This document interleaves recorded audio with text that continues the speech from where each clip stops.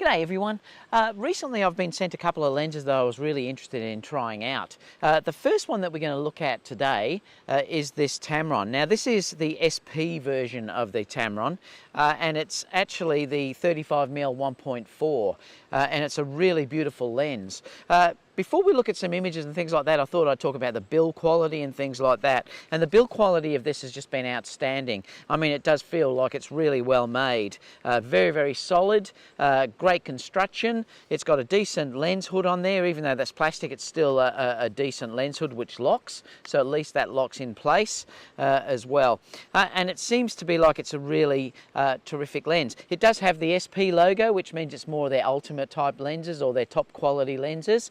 And in fact, this lens is their 40th anniversary lens, and they wanted to release a lens that was outstanding in optical quality. So this one is meant to be one of the best lenses that Tamron have ever produced.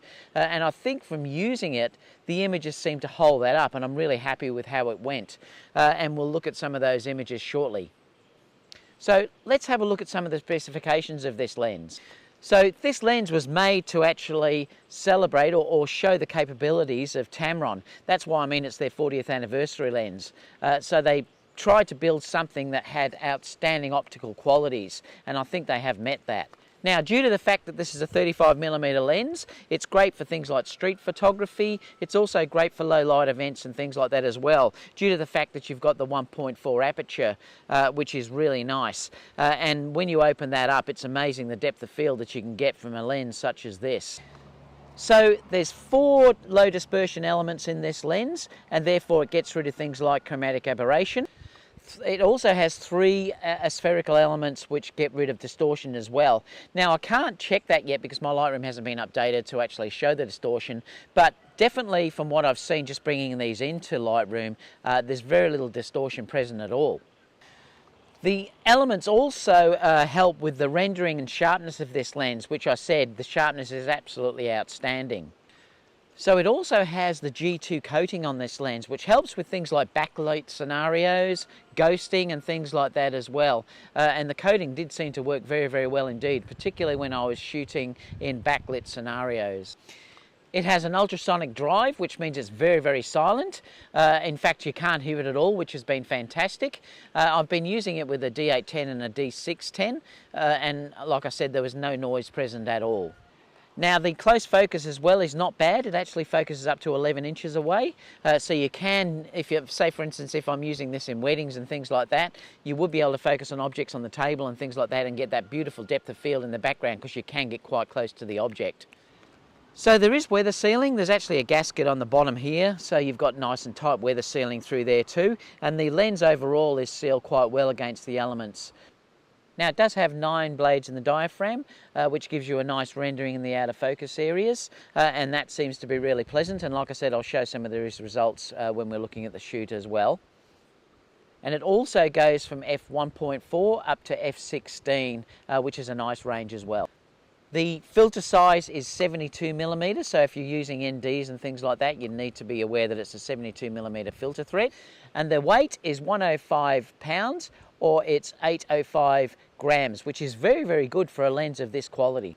So let's take it out and we can have a look around this area, and I'll show you some other images that I took in the snow the other day with it as well. So I'll have a broad range of images that you can actually look at. The image results that I've seen from the snow were really beautiful, and I love the rendering that I got actually out of the lens. Today I've done it in a different location, which is obviously using portraits and things like that, and I thought I'd try it in that scenario just to see how it worked overall, so we can have a look at those results as well. So let's have a look at the images now, and then we can come back later on and I'll summarise.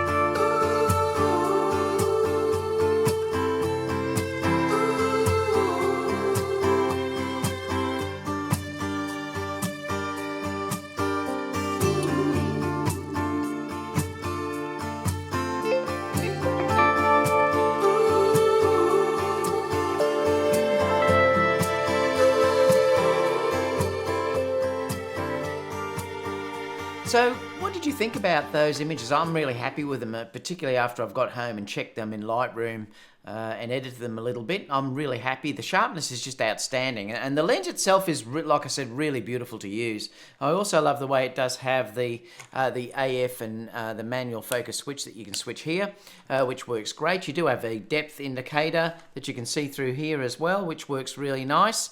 But it just balances so nice on the camera as well. But you can tell that you're just feeling quality here, and that's one thing about this that I really like. You can see that Tamron has done an excellent job with this, and it's certainly it's the best Tamron lens I've ever used, and I've got the 28-75 and the 17-28. This is just outstanding, and it certainly is a lens I would love particularly to get on the Sony mount.